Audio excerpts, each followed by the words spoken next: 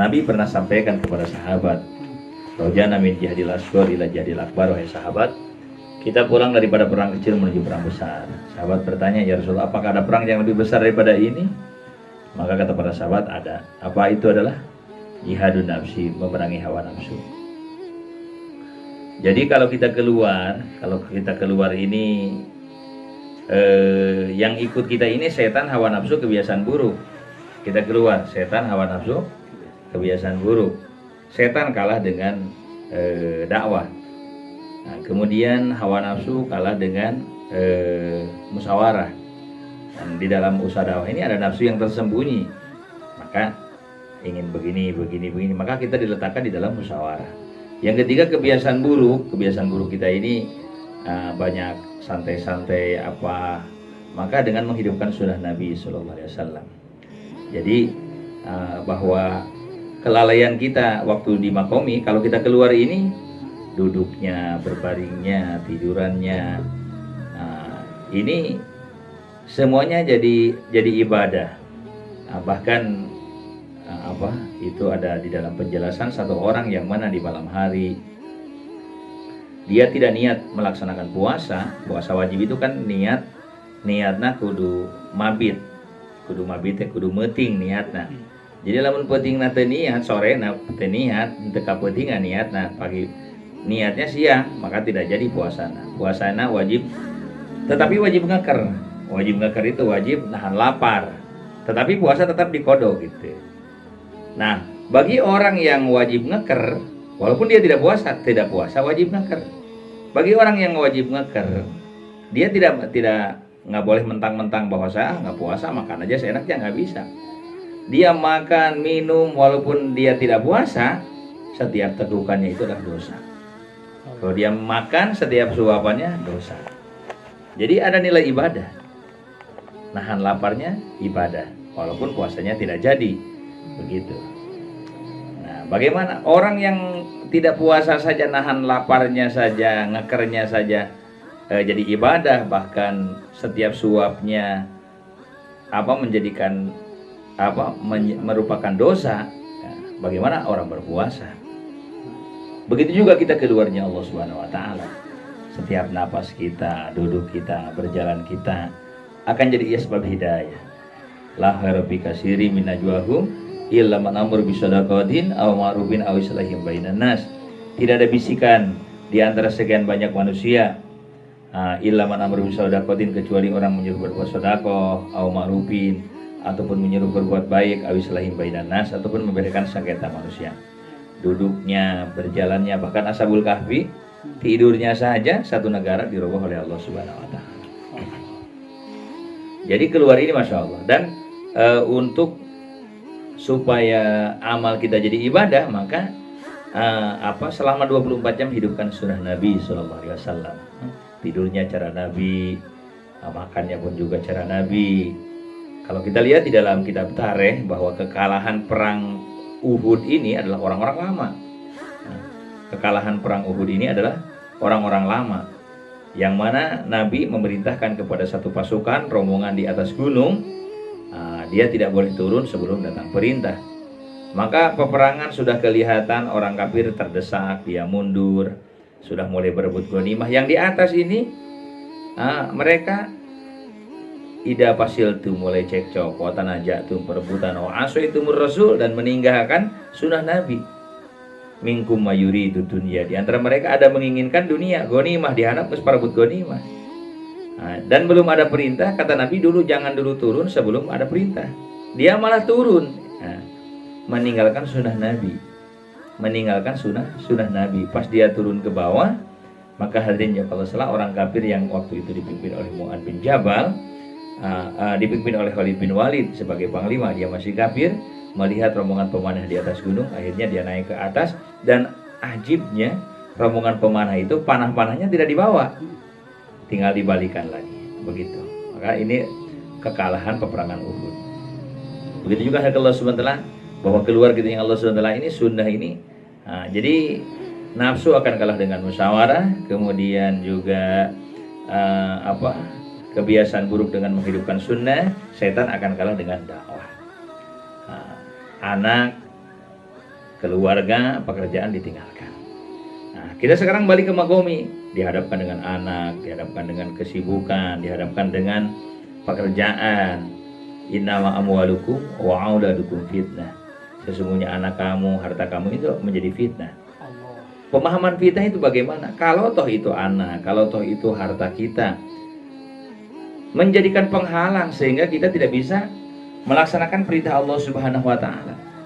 Gara-gara dunia kita tidak bisa ta'lim, gara-gara itu yang namanya fitnah itu begitu. Jadi tambah anak boleh, tambah anak, tapi tambah anak harus tambah takaja, tambah ketaatan. Tambah harta boleh nggak apa-apa, tapi tambah harta itu tambah takaja, tambah ketaatan.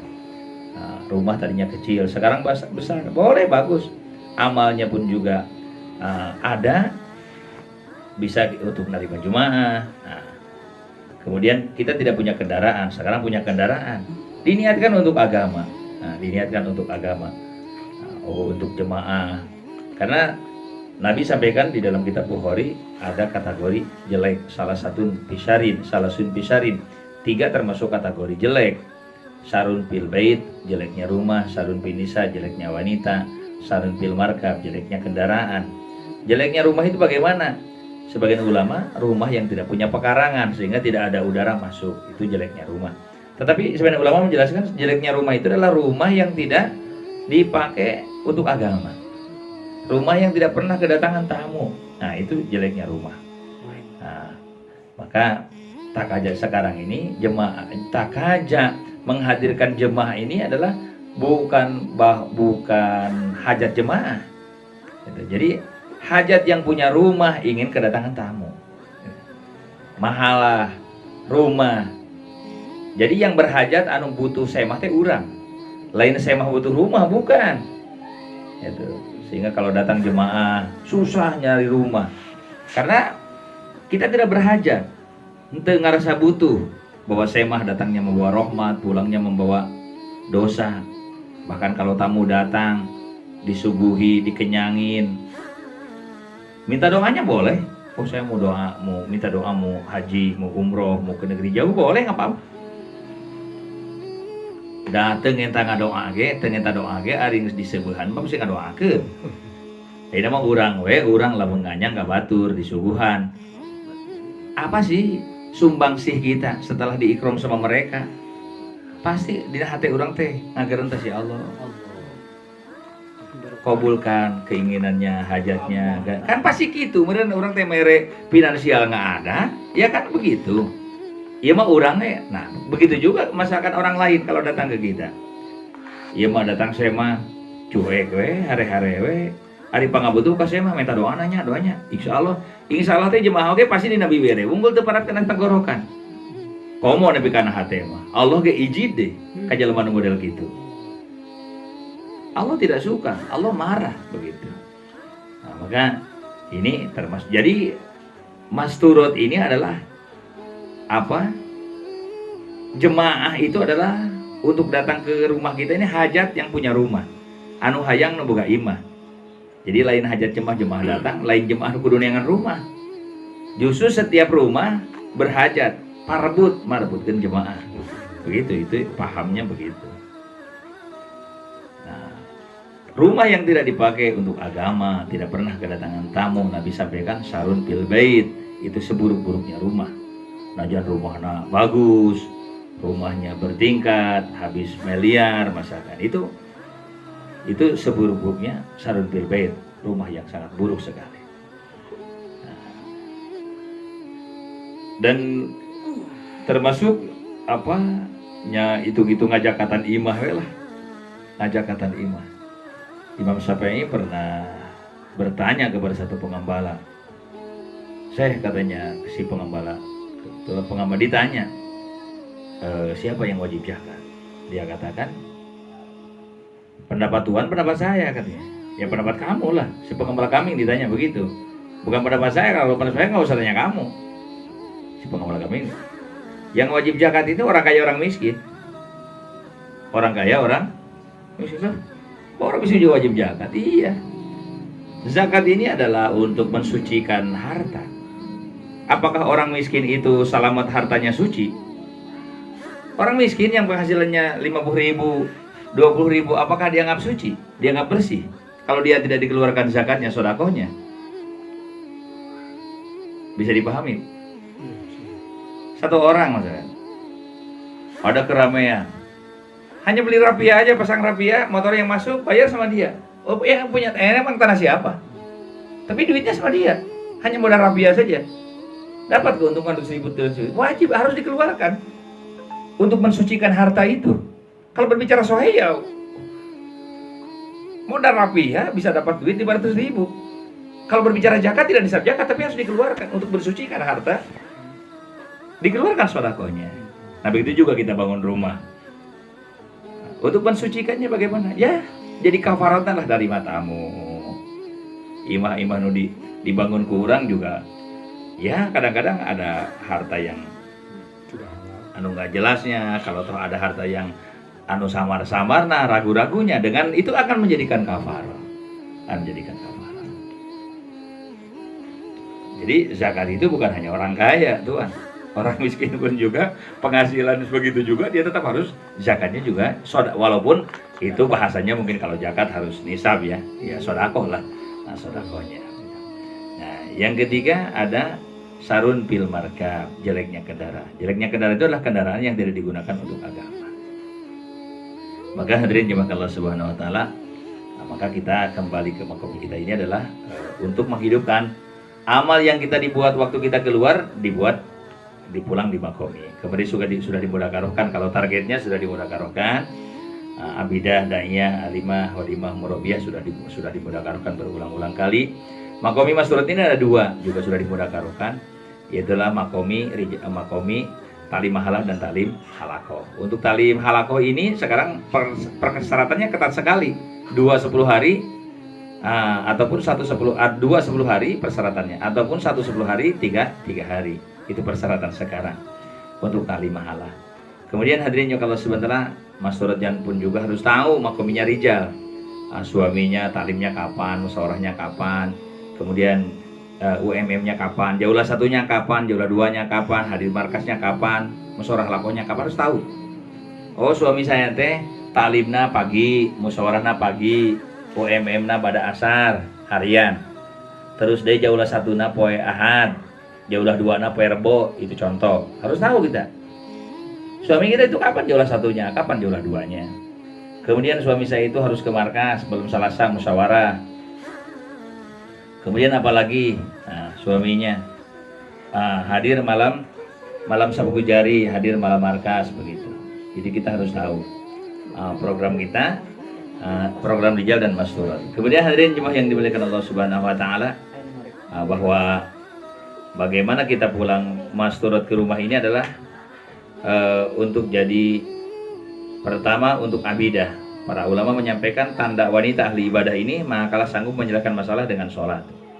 Jadi ayat naon, ayat masalah, ayat problem, ada kebutuhan itu mereka tidak langsung mengadukan kepada suami, tetapi sholat dulu. Sholat dulu. Kemudian yang kedua, bagaimana target masuk keluar ini adalah menjadi daiyah. Kata para ulama, tanda-tanda di rumah yang ada dakwah manakala ada mudzakarah 6 sifat. Ada mudzakarah 6 sifat. Jadi di dalam mudzakarah 6 sifat itu dan talim rumah itu bukan setengah jam, 1 jam, 1 jam setengah.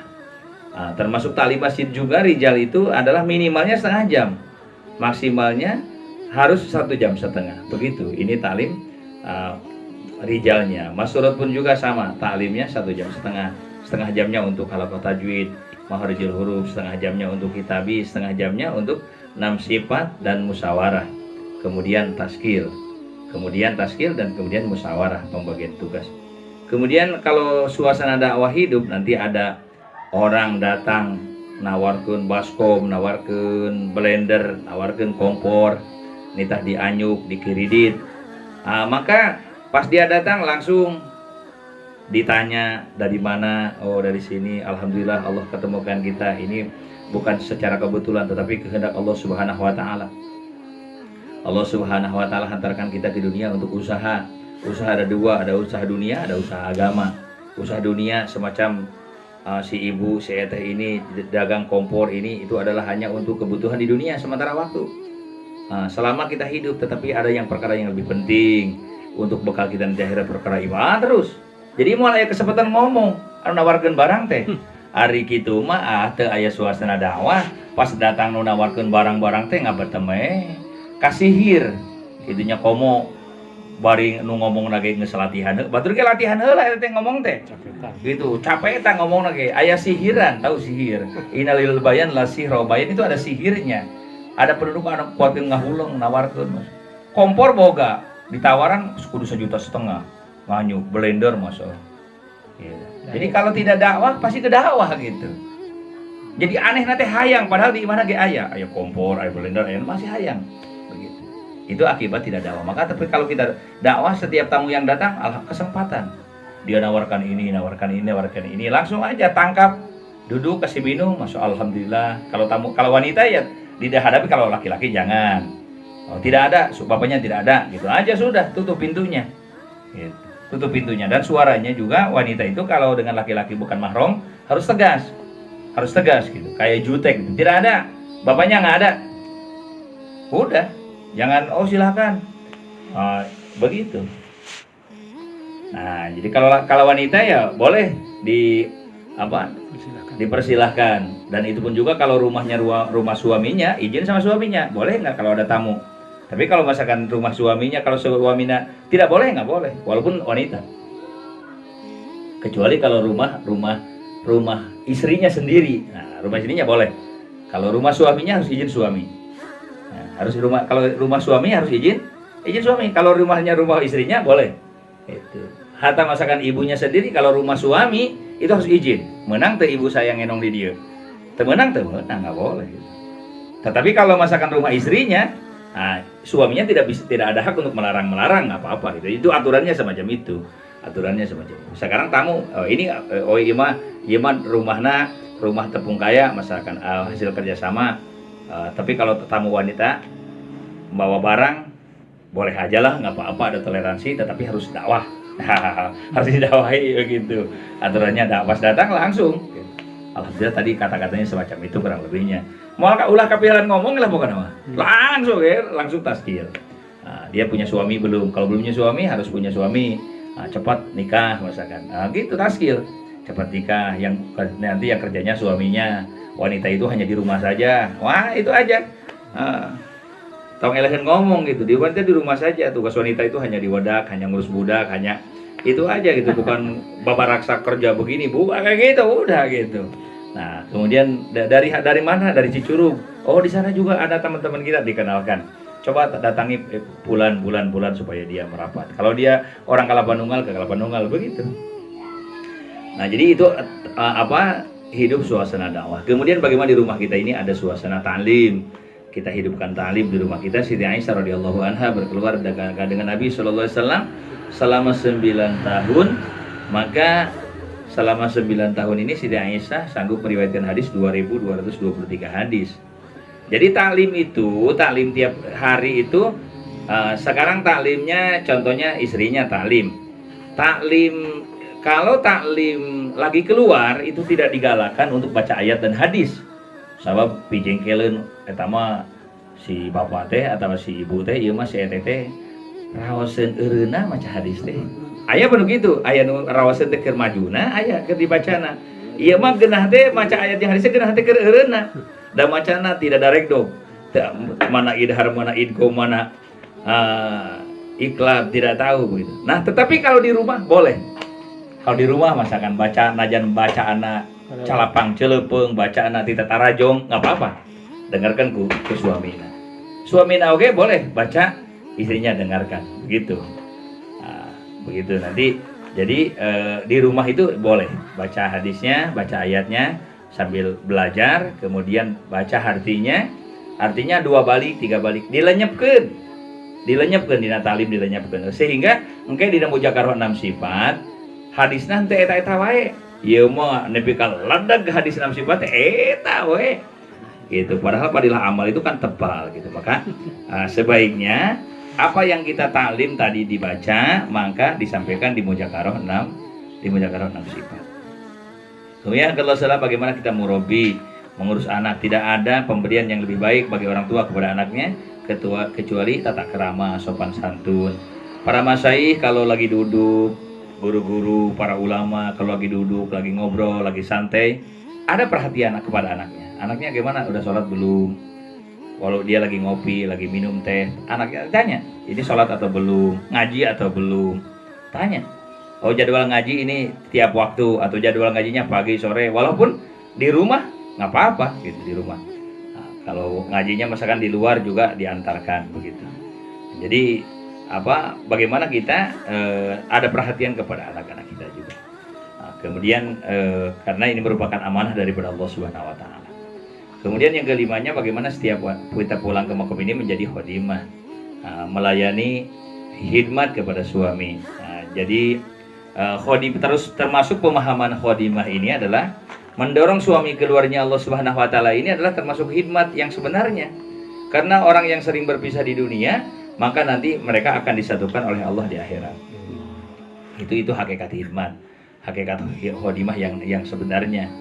Nabi sampaikan, ayyumam ro'atin, siapa saja wanitanya salat homsaha, salat 5 waktu, wasoma sahroha, puasa bulan Ramadan, wahafidot nafsah wa malahu, menjaga diri di saat suaminya tidak ada, wa malahu, dan menjaga harta, udhuli al jannati, silahkan masuk surga dari pintu yang mana. Ini untuk masurotnya. Kemudian untuk rijalnya pun juga, wa ashiruhun nabil ma'ruf, kemudianlah gaulilah keadaan wanita ini adalah dengan ma'ruf, dengan baik. Bahwa Siti Aisyah radhiyallahu anha selama berkeluarga dengan Nabi SAW, Nabi tidak pernah mengatakan kenapa tidak pernah mengatakan begitu. Sampai Sayyidina satu sahabat Sayyidina Anas disuruh beli sesuatu, pas dia beli, kemudian di perjalanan ada anak-anak kecil yang lagi main, dia ikut main sampai lama, disusul oleh Nabi, dipegang lehernya, kata Nabi unes. Nah, sampai begitu. Pas pulang ke rumah, keluarganya mau marahi, kata Nabi tidak boleh begitu. Jadi harus lembut, harus baik, begitu, harus baik. Nah, dengan keluarga itu harus baik. Wa ashiruhunna bil ma'ruf, digaulilah dengan baik. Dan hadirin dimahkan Allah SWT bahwa bahwa mawaddah warahmah sakinah ini tidak akan dapat kalau tidak kita buat usaha. Nah, gitu. Kalau tidak kita keluarnya Allah SWT. Yang keenam ada tambahan untuk kalau ada yang 5, ada yang 6. Itulah zahidah. Zahidah itu pakai zai, kalau pakai jim jahidah itu sungguh-sungguh. Tapi kalau zahidah ini adalah zuhud. Apa itu zuhud? Zuhud itu zuhud itu dalam hati. Zuhud itu dalam hati. Zuhud itu dalam hati. Tidak jadi jaminan orang di rumah tidak punya apa-apa. Gitu. Di dalam hatinya juga kosong, tidak gitu. Ada istilah di rumahnya holian anil asya. Di rumahnya penuh, kosong dengan benda, tapi di malian anil tapi di hatina pinuh. Gitu. Di tangan mah di luar nggak ada, tapi di hatinya nyocok. Gitu. Jadi yang tidak boleh itu ada yang namanya juhud ini adalah tidak ada dalam hati. Punya rumah, punya mobil, punya usaha, tapi tidak ada dalam hati. Itu tidak ada di dalam hati. Pas diminta rumahnya untuk takaja menerima masyruat, siap. Kendaraannya siap. Nah itu hartanya untuk agama siap. Nah itu harta yang tidak menjadikan fitnah. Nah, ya walaupun ujiannya memang punya harta, kadang-kadang sifat manusia ini adalah kulikol insan halu'a. Manusia itu diciptakan dalam keadaan keluh kesah. Manakala diberi oleh Allah Subhanahu wa taala manu'a. Manakala diberi rezeki, kadang-kadang mereka itu bahil, pelit, begitu, pelit. Itu bagi orang-orang yang tidak ada iman, orang-orang yang tidak ada keikhlasan, begitu. Tapi kalau orang ada iman, seluruh hartanya, potensinya disalurkan untuk agama Allah Subhanahu wa taala. Prioritas penggunaannya adalah untuk agama. Prioritas penggunaannya untuk agama. Jadi zuhud ini dalam hati. Tidak jadi jaminan orang yang tidak punya apa-apa dia zuhud, tidak. Kadang-kadang di hati nama nyocok. Gitu. Masih kene alus kene cek bahasa orang nama alus kene di imah boga kursi tapi di hati gitunya. Boga kursi, ieu mah jang ikram tamu. Pan tamu sebaik-baik ikram kan begitu. Nah, itu. Kali-kali beranda didiukan ke tuan rumah. Boleh nggak apa-apa. Tetapi bagusnya di dalam hati tidak ada. Holian anil asya, di rumahnya malian anil asya ada benda, tapi di hatinya kosong. Tetapi bagusnya sampai malian anil asya, di rumahnya tidak ada, tetapi di hatinya oke, kosong. Nah, itu hal-hal semacam itu. Kalau toh masalkan niatnya untuk apa? Untuk tamu, rumah juga dibangun untuk, oh saya nih bangun rumah begini, insya Allah akan terima jemaah Inggris, jemaah Perancis, jemaah Arab, jemaah luar, nggak masalah. Gak masalah begitu. Niat untuk ikram, untuk menyenangkan tamu. Lolobana dipakai ke orang, itu nggak apa-apa. Amal itu tergantung niat kita. Kami amalin berapa banyak amal. Ya tasawwaru amal dunia, kelihatannya amal dunia, lakin bi husni niyatihi, tapi karena bagus niatnya, ya siru amal akhirat jadi amal akhirat. Iya merek sare 24 jam, ayo jelema dia kata wali sare wae. Sare kumaha itu jelema dia jadi wali. Oh, saya malah mun nyaring teh loba maksiat, loba doraka. Teu bisa ngajaga, ayeuna pada maksiat teh online. Rek hese ieu 24 jam teh. Maka sarena itu termasuk kategori ibadah, sebab ngahindari tina maksiat. Ya, tapi mungkin kalau keluarga batak jengkel mungkin batak di Banyur gitu. Nah, itu mah istilahnya masih selancar teh kalau tidak ada tuntutan keluarga, tidak apa, iya mah rek sorangan rek hese lah kan nggak apa-apa. Itu orang yang nggak mau kerja, misalnya orang mau kerja nggak apa-apa, asal ulah boga keluarga, ulah boga anak, bukan apa-apa. Tapi yang namanya punya anak, punya istri masa kan begitu, karena ada satu kewajiban tuntutan buat mereka. Nah, itu apa penyampaian ini bukan penyampaian selancar yang harus ditelan begitu saja, tidak begitu. Nah, tetapi kalau amal kita untuk akhirat, insya Allah akan jadi ibadah. Nah, penting niat kita. Kemudian jadi zuhud ini dalam hati. Zuhud ini dalam. Yang lebih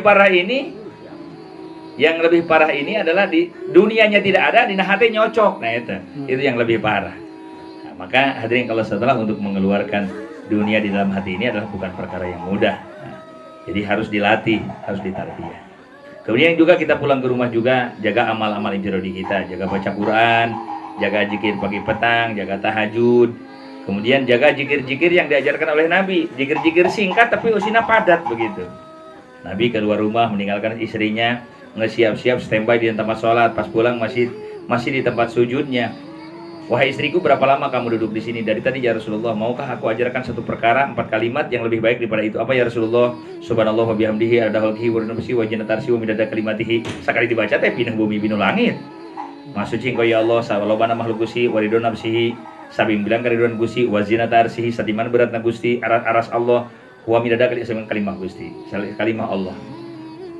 Ai aras segede kumaha aja, Pak. Nabi menyampaikan 7 lapis langit, 7 lapis bumi, dan aras Allah alal arsi dibandingkan dengan aras kama ulkiya, sebagaimana seseorang melemparkan ad-darohima, uang recehan, pitursin dina cetok apa, kaos kayak helm perang begitu. Aras bagaikan helm perangnya, aras kursi bumi dan langit bagaikan uang-uang receh kecil, dinar dan dirham. Maka satu kali dibaca itu di alam dunia mual mahi. Nabi mengajarkan begitu. Nabi masuk kepada di dalam kitab Muntahob dijelaskan. Nabi masuk kepada satu rumah, kepada satu sahabat, istrinya wafiyadihan awan auhason. Dia di tangannya pegang biji-bijian. Kemudian kata Nabi, maukah aku ajarkan kepada kamu satu kalimat yang mana lebih baik daripada itu? Apa ya Rasulullah? Subhanallah ada makhluk bersama, subhanallah wa khaliq, alhamdulillah gitu, Allah akbar gitu, la ilaha gitu. La ilaha ada makhluk bersama. Mengucapkan Allah salah bana makhluk kan di langit, salah makhluk di ya sekali dibaca pindah bumi pindah langit begitu. Jadi zikir-zikir semacam itu kita harus jaga. Di Muntahob itu ada, tinggal dicari begitu, cari. Jadi zikir singkat padat tetapi lamun dibandingkan ku jelema nu ibadah sekian puluh tahun moal kaudag gitu. Itu namanya Nabi mengajarkan kepada sahabat amal-amal semacam itu, amal-amal singkat supaya waktu orang lolobana jang dakwah gitu maksudnya. Kemudian dari Allah Subhanahu wa taala, jaga dikir pagi petang, jaga baca Al-Quran. Kemudian juga jaga malayanihi, perkara-perkara yang tidak bermanfaat, itu pun juga harus dijaga. Perkara-perkara yang tidak bermanfaat. Kemudian Allah Subhanahu wa taala jaga juga nisa masturut 3 hari selama 3 bulan sekali, itu harus dijaga. Kemudian juga jaga talim rumah dan talim mahala. Kemudian juga ini yang harus kita jaga. Kemudian 3 tahun sekali keluar 40 hari. Kemudian perlu keluar India Bangladesh 2 bulan. Kalau sudah India Bangladesh juga masyarakat ditakajakan untuk berangkat ke negeri jauh. Sallallahu alaihi hamdan syakirin ya rabbana alhamdu kama yanbaghi li wajhikal karim wa sultani. Allahumma hadina jami'a wa hadina wa ribina waj'alna sababan yahtada. Allahumma ja'al hayatina ka hadi sahabah waj'al lisana ka lisani sahabiyah waj'al buyutana ka sahabah waj'al jalina ka rijali sahabah. Waj'al sibyani ka siyani sahabah waj'al muhabbatal Qur'an al-amad amali al-Qur'an muhajirin ad-da'ina ila dinika ilan ha'il alam. Subhana rabbika rabbil izzati amma yasifun.